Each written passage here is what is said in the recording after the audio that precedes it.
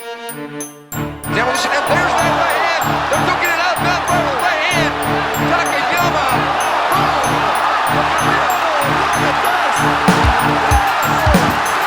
Green trunks for the southpaw, the notorious Conor McGregor. Black trunks for the champion, Jose Aldo Jr. Conor relaxed, smiling. Oh! Nate Diaz, you just shook up the world. How's that feel? Hey, I'm not surprised.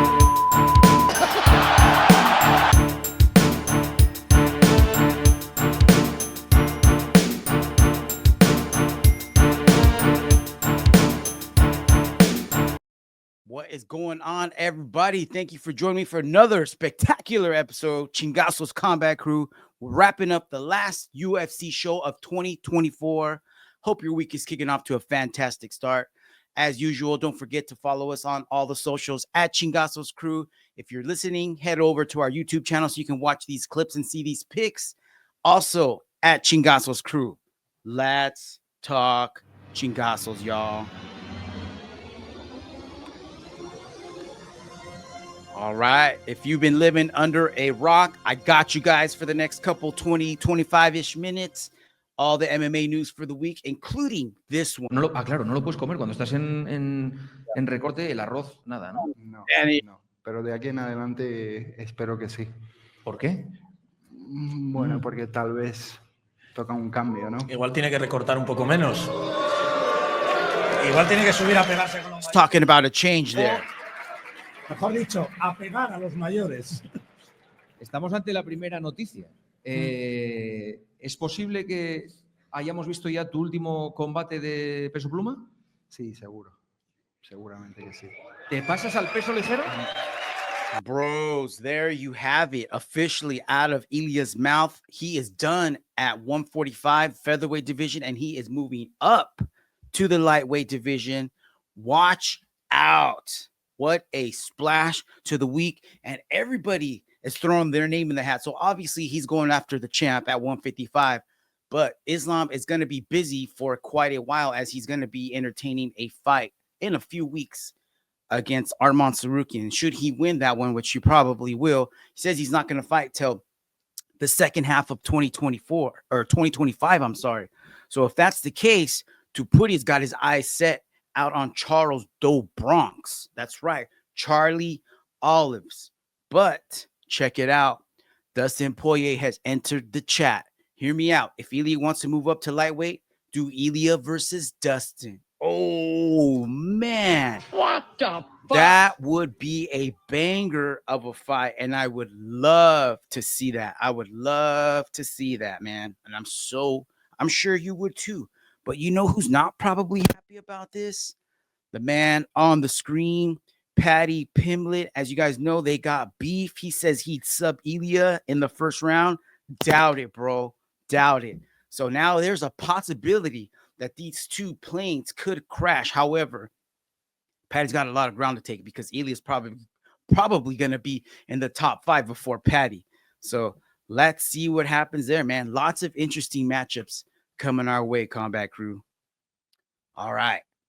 This is Erick Nicksick on the screen, and he's about to share a Jon Jones UFC story. So let's hear the man out. And right at me, comes in the back, he goes, "Can you have him ready for July to fight Jon? July it is. Like, we'll be ready." And then it was like, "Oh, can't get a hold of Jon, and Jon's not this, and Jon's not ready." So it just kept getting pushed back and pushed back. I get a text from Luke Thomas. Luke Thomas is like, "Yo, are you kidding me? They're making an interim belt for France." I'm like, "What?" This is how we found out. So then they start running the narrative that like he was out, gallivanting the world and all this other shit. And I'm like, bro, they're going to do him like that? It like kind of hit me. I'm like, I know what they did. They need to have a title fight for any numbered card per their ESPN deal. So they're like, who do we bring in to fight in Houston? Nobody bigger and better than Derek Lewis. But we need a title fight. All right, we're going to say that Francis is out partying and gallivanting the world, try to just devalue our champion and make these guys fight for an interim so we have a title fight.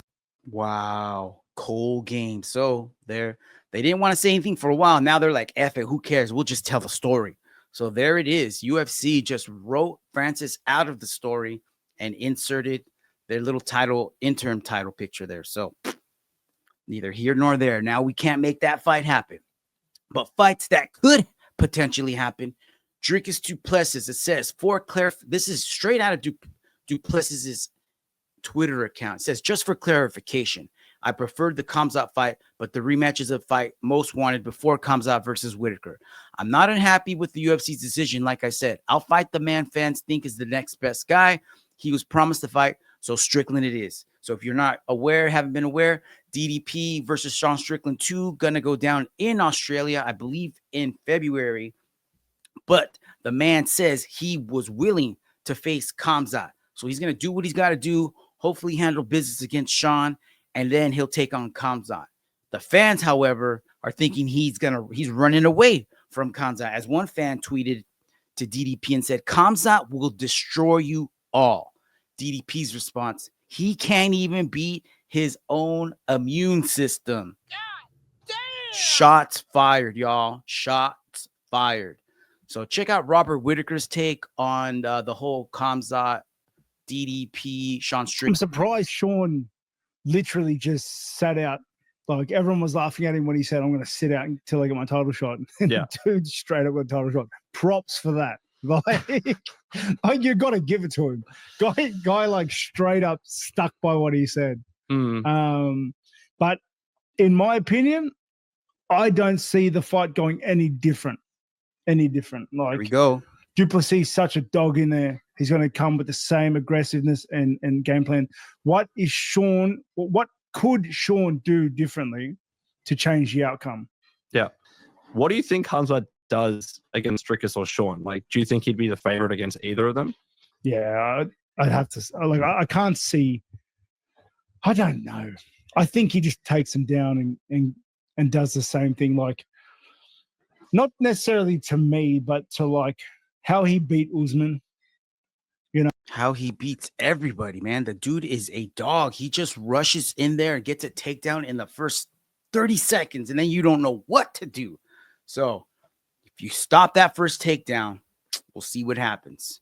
But that's neither here nor there, as Fonzo likes to say, because we're going to see Sean and DDP 2 until then.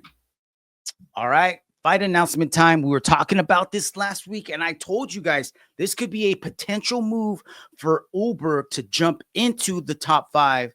And it looks like the UFC's got their sights set on this. Jan Blachowicz, the number 4 ranked light heavyweight in the UFC, taking on Carlos Ulberg, number 7, going down March 22nd. It's probably going to be a main event, or actually co-main event probably, because it's going to go down at the O2 Arena. So I know UFC wants to get Leon on that card. Rolling with the fight announcements. We thought we were going to see Paddy Pimblett, Renato Moicano. Not. UFC has different plans. They're adding Beneil Dariush versus Renato Moicano, UFC 311. And I'm not too pumped about this, man. Our boy Benny is coming off of a 2-fight losing streak, and he has been murked in both of those. His grappling should help him out here quite a bit, but that is Moicano's bread and butter. And as you already know, Moicano cannot afford to lose, and he's just been on a streak ever since he took to that saying. So someone's going to go down, and it's not going to be nice. So January 18th at the Intuit Dome, that's going to be the Merab and Umar fight, as well as the Islam Sarukian card. So they're just adding bangers to this left and right. So hopefully, maybe Beneil gets injured or something, and Paddy steps in last minute. I don't know. All right. A man who blew up last week at a UFC fight night, shooting his shot, ho-Choi, calling out the flat earther, Bryce Mitchell. And I love the way he called him out by tweeting out to Bryce and showing a picture of the round earth. Not the flat earth, Bryce, the round earth. So I got to say, I'm on Team Superboy. I'm a science major, so Superboy, put it on him, bro. And that'll be a banger of a fight. Bryce, you better start tuning up your stand-up, bro. All right. Movsar Evloev, fresh off of the Scramble Fest with our boy Aljamain Sterling, UFC 310. He says he's ready to get back in there. He says he wants a quick turnaround and is willing to get back in there in February. So we'll see what happens. Let's see if if he's ready to get back in there in February and Illia is already leaving the division, I wonder if they'll create an interim title or put this title up for grabs. Movsar Diego Lopes for the vacant featherweight strap. Could that be going down? God damn! Maybe 2025 looking good, guys. All right. Cyril Gane, after getting gifted his win last week against Alexander Volkov, released the x-rays from his left foot, and it looks like he was right, partially. Not only did he break one toe, he broke 3 toes. So he's saying he broke it in the first round. I've never had a broken toe, but I would imagine that's quite painful. And then having a UFC super duper mega heavyweight chasing you down, that ain't the business, man. So Cyril, shout out to you, man, for being the bigger man, toughing it out, and being gifted a decision. Congratulations, bro. All right, another fight that got announced, UFC Fight Night, February 15th. I don't know if this is going to be main event or not, but this is a damn good fight. Jared Cannonier taking on Robocop Gregory Rodriguez. This one's going to be good, man. These guys are both evenly matched, and they both bring the heat. So stay tuned to that, guys. All right, I found this clip, man. This is Coach Khabib in the corner for Dustin Poirier, Islam Makhachev. Check him out, dude. How are you going to lose when you got someone like this in the corner?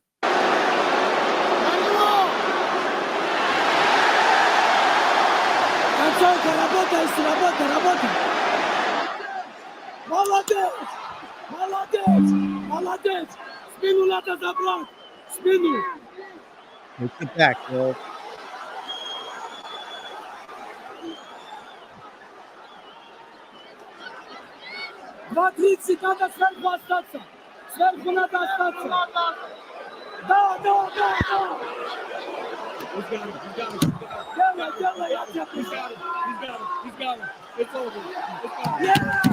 That's it, man. Coach Khabib.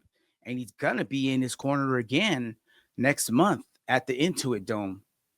All right, this was the graphic that I was trying to share with you guys earlier when we were talking about Khamzat and that first takedown. So check this out. Against Kamaru, he scored a takedown in 13 seconds. Against Robert Whittaker, 13 seconds. Against blockhead Zhang Li, 4 seconds. And against Kyler Phillips, 4 seconds. Actually, I don't even know if that's Kyler Phillips. I just forgot who that is. But basically what I'm saying is the dude is a juggernaut within the first 30 seconds of the fight, scoring a relentless takedown almost every single time, man. Just wanted to share that crazy killer stat with you guys. All right. Now, I wanted to start the show off with this. This is another awesome edit. Check this out, man. These are just getting better and better and better. So if you're listening, please head over to our YouTube page and check this out. You owe it to yourself. This is UFC Knockout Compilation, AI edition. This is radical. Friday night. Oh, man. I want to keep moving. Get on the bike, guys. I want to dance. Piotr Young, Corey Sandhagen. These are awesome. They even got some BKFC up in this. Just out walking the dog. Just the bros out walking the dog. Enjoy this night because it's Friday night. Everybody hands up. Oh, parachuting away, bro. Parachuting away. I won't play it all, but like I said, if you want to see the rest, head over to our YouTube page at Chingazo's Crew. All right, y'all. We're rounding the corner, about to finish wrap the show up with the last UFC show of the year, UFC Fight Night down in Tampa. Colby Covington versus Joaquin Buckley. And dang, did we have a bunch of finishes last night. So that's all I'm going to cover. So starting with the prelim fight, Sean Woodson versus Fernando Padilla. This was the battle of the Jack Skellington style body types. And dude, round one, Sean Woodson putting it on Padilla. And he just brought too much to the dance, man. Check this finish out coming up here by Woodson. Long and lanky boys going at it. 2 Skeletors. 8 seconds left. Look at that 1-2 by Woodson, though. Bam! Drops Padilla to the canvas and finishes it up with a little GMP, man. Check that out. Look at that 1-2. Bro. 1, 2, 3. Right hook, left hand, drops him. Son of a gun. That's all she wrote. And I believe he got on the mic afterwards and he called somebody out, but I do not remember who it was. So I'm going to have to do a little research and I'll get back to you guys on that one. So Sean Woodson getting the TKO round 1. An oldie, but a goodie. Our boy, Michael Johnson, taking on Ottman Azaitar. And you may have thought that Michael Johnson is done. Not so fast, my friends. Checking him out. Round 2, he's in the center of the cage. Absar laying some bombs, but he misses. 1, 2. Johnson takes the center of the cage, deflects, and throws a crazy right hand that drops Azaitar out of nowhere, bros. Check that out one more time. Beautiful right hand that lands, and he wasn't even looking. He's just swinging for the fences, catches him clean on the jaw, and finishes with a nice 1, 2, 3 hammer fist on the ground. Bros. Damn. Johnson still got a little bit left in the tank, guys. Little bit left in the tank. Moving forward with this train here, Dustin Jacoby versus Vitor Petrino. I told you guys that this was going to be a banger. And it started off slow. We're almost at the end of the fight. Round 3, little over 1.5 minutes left. And Petrino shoots a lazy flying knee. Jacoby's like, cool story, bro. Check this out. Bah! Crazy right hand that he just cocked back and dropped Petrino. Didn't even need to follow it up with anything, but he did one just in case. Drops Petrino with about a little over a minute left in the fight, and it's a done deal. People were booing throughout the fight because it was a little slow, but Jacoby was like, I hear you guys. I heard you guys, but I got you here. Another super duper exciting fight. Jakar Close, Joel Alvarez. This was a banger of a fight. It ends in a blaze of glory. Round 1, Joel Alvarez pretty much doing whatever he wanted, finishing his masterpiece off right here. Check this out. Partially clips Jakar, and then he follows it up with a straight right. Jakar lands up against the cage, nowhere to go, and Alvarez just finishing him up there with like a one-arm headlock and some strikes. Bro, Close had nowhere to go. Looked like Alvarez was going for a guillotine, cinches the arm in there, but just holds that one and finishes with some strikes. It's pretty creative. He's like, F that. I don't want no sub. I want a TKO, bro. All right, here we go. 3. All right, moving on. Co-main event. This was actually fight of the night. Talking Cub Swanson, Billy Quarantillo. This was in Quarantillo's hometown. He was the home favorite, but Cub Swanson's like, I got other plans, bro. 41-year-old Cub Swanson was putting a beat down on Billy, man. And they were going back and forth for a while, but Cub was definitely getting the better of the exchanges, including the end here. Checked out this 1-2 piece by Cub. Just drops Billy out of nowhere. And the crowd didn't like it, but who cares? Because that's the way the fight game goes. Cub says this may or may not have been his last fight. So we'll have to wait and see. But if it is, he's going out on a high note. And the main event was a slobber knocker, total one-sided fight. Colby Covington, Joaquin Buckley. Buckley proves to be way too much for Colby. Doctor steps in round 3, stops the fight. Colby was getting battered from round 1. I think he was only able to secure 1 takedown in round 2. Round 1 definitely went to Joaquin as he beat the dog shit out of Colby, cut him up, stuffed 2 takedowns possibly, I believe. For sure 1. Round 2, Colby came back. He looked a little bit better, was landing some shots, did get a takedown, but Buckley was able to get back up and did land some more power shots in round 2. Round 3, it was about to end. I think there was like 18 seconds left in the fight when big Dan Miragliotta steps in, called the doctor over, and the doctor's like, nah. You can see that in the bottom right corner over there. She's like, this is a wrap. So Buckley gets the win by doctor stoppage in round 3, gets on the mic, calls out 3 opponents, Kamaru, Bilal, and Leon Edwards. He asked the crowd to cheer for which opponent he thought would be best, and it sounded like everybody cheered more for the Kamaru matchup. So I think that's where he's going to go. So that's a wrap, Combat Crew. I will be taking a break next week, and then the week after that, we will be coming back with our end of the year award show. So stay tuned for that. I will be working hard for you on that. Lots of nice clips, lots of nice awards. And as you know, we're always having a good time. So I'm going to bring in the jokes. Until next 2 weeks, Combat Crew, have a very Merry Christmas. I'm wishing you the best, and I'll catch y'all later. Chingasos Crew out. Peace.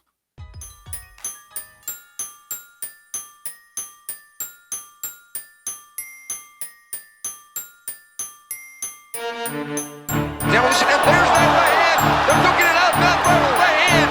Takayama.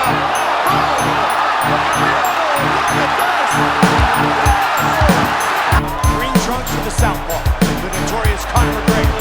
Black trunks for the champion, Jose Aldo Jr. Conor relaxed, smiling. Oh! Nate Diaz, you just shook up the world. How's that feel? Hey, I'm not surprised.